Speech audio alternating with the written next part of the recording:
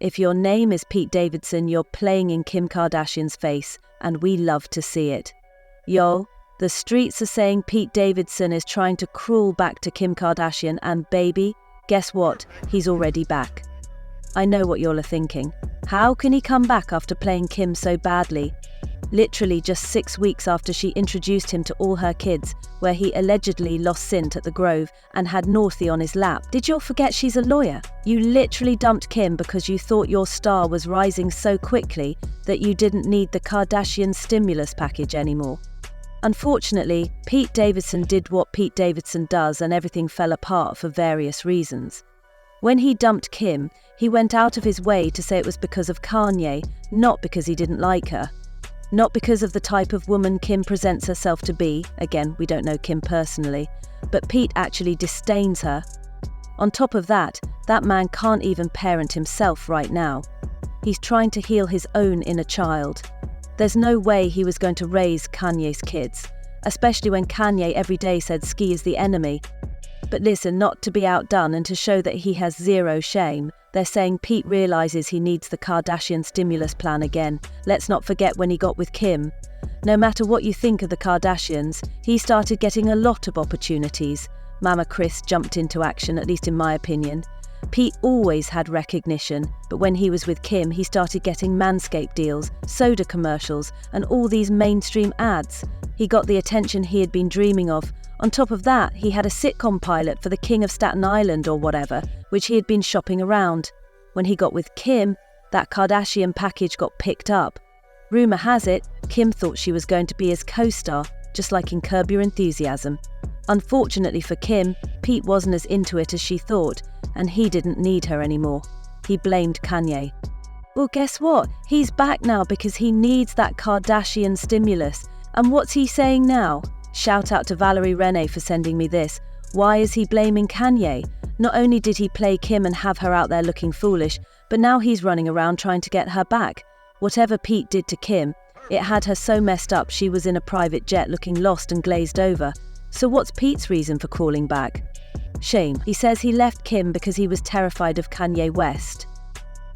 Now, forget the fact that as soon as he left Kim, he got with his co-worker, the woman who played his girlfriend in Bodies, Bodies, Bodies.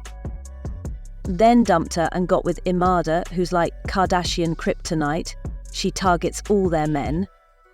He dumped her, and then he got with another girl. He dumped Kim and didn't look back, and Kim was left hurt and confused. Do you know, as much as she may not like what Kanye said, everything Kanye told her was true. Being with Pete was a bad look for Kim and lowered her value. Nobody wants to be with the woman Pete Davidson dumped. But let's listen to Pete's latest mea culpa. He's begging and praying. They say Kanye West absolutely sabotaged Kim and Pete. Pete was terrified day and night. Let's also not forget that when they broke up, Kim bought into Pete's original line of, "I was afraid of Kanye, that's why we can't be in a relationship." She put out all these press releases saying, Kim will always protect Pete. She's there for him. He's a talented actor. Literally saying everything Pete wanted her to believe. The only thing is, dummy, he didn't like you. He never liked you. He used Kanye as an excuse again. In my opinion, listen to this. Pete Davidson doesn't have any personal issues with his ex-girlfriend Kim Kardashian and wishes her nothing but the best. But a source exclusively told In Touch that he's pretty scared by their failed romance and the lingering regrets about what might have been between them. Y'all, Pete is going to be the biggest gold digger in all of Hollywood. And baby, we're not mad to see it. The only question is Pete gonna fall for it? Is Kim gonna fall for it? Now listen, Kim's storyline does need a boost, and if Pete can appear on Keeping Up with the Kardashians, that could help. But let's be real, what else does Pete have going on anyway? Get this, when Pete heard that Kim's got someone new in her life, it brought up a lot of feelings. This refers to Kim's recent dating life, 8 months after Odell Beckham Jr. People may not realize it, but they were very much in love. Yet Pete dumped that woman like that. But will this work? The seemingly unlikely former couple were together for 9 months before calling it quits in August 2022. A different source at the time mentioned that their busy schedules were at least part of the reason. However, Many have speculated about what really caused their doomed romance. Some think it was just a rebound fling that ran its course, while others believe something more serious was going on with the troubled comedian. Anyway, the fact is, Pete didn't end it because he wasn't into her anymore. Rather, he simply couldn't handle the level of scrutiny and insane stress that came with dating her. So when Kanye got married, why didn't Pete go back? When the whole world turned on Kanye and he got cancelled, why didn't Pete secretly see Kim? Why didn't he just take the relationship low-key? Why did he move on like that? To me, this seems like a pathetic attempt to get some time on American Horror Story, because again, what does Pete have going on? He left Kim when he thought he didn't need her anymore. From the outside looking in, it seemed like he thought he was done with her. But now that he definitely needs the Kardashian stimulus plan, he's back. Hold on, yo. Do you think Kim's gonna get back with him? Do you think this is gonna be Ski Part 2? Kim and Pete Ski Part 2? Anyway, even Kim's mum, Kris, raved about her ex during a confessional on the Kardashians. Pete is amazing. No drama, no stress. He's just Pete.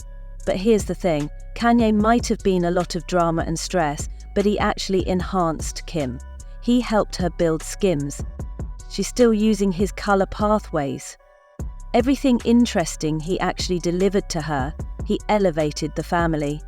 He got Kendall plugged into the fashion set, and on top of that, he put money in Kim's account. Kim was low. Pete was low stress, low this, low that. But he also seemed low in the way he dumped her and had her miserable, crying for months. Kris Jenner at the time said, when they were dating, "He fits in the family. I think Kim is happy. She laughs. He's more confident. Pete brings out the best in her." Hold on, y'all. I thought the most impressive thing about Kim and Pete's relationship was that he seemed like he even got over on Kris Jenner.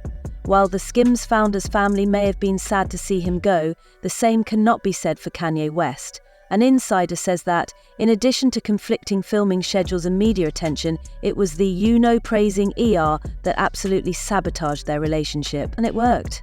Don't forget, Kanye pretty much threatened Pete's life, and Pete took that very seriously. He was terrified day and night after that, and then he was out with his new girlfriend, partying. Pete, you cannot be serious. And if Kim falls for this, she is a dum-dum, like Khloe Kardashian level dumb. Stop playing. Listen, you're still trying to blame Kanye, but when he got married and was all into Bianca, you still didn't come back. You could have kept the relationship secret. You played Kim, laughed about Kim, lasered off everything, and now you're really trying to tell us that you were secretly scared, terrified day and night of Kanye while you were living your best life? Kanye is a lot of things, but he's not violent. Get this, he could hardly sleep anywhere he went outside the house. He felt unsafe. It was very unhealthy for him, and ultimately he had no choice but to pull the plug to save his sanity. For Pete, who's been institutionalized for his post-traumatic stress disorder and borderline personality disorder, it was a tough spot to be in. But Kim was very understanding and sweet, and they were both sad it had to end, because they had a special connection and amazing smacks. Oh my God, Pete really has no shame, y'all. Do you see the game? Do you see the material? Do you see what's happening? They said, even though Kim has moved on, Pete is looking back and wishing things could have been different. He knows that nothing has changed and that it wouldn't be a good situation for him because all the same things would happen again. No way would Kanye be cool about it.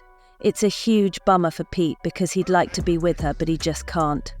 Yo, oh my God, Pete Davidson has no shame and he's coming back to use Kim Kardashian. The only question is, do you think Kim is going to let him use her? Oh, I can't believe this, yeah.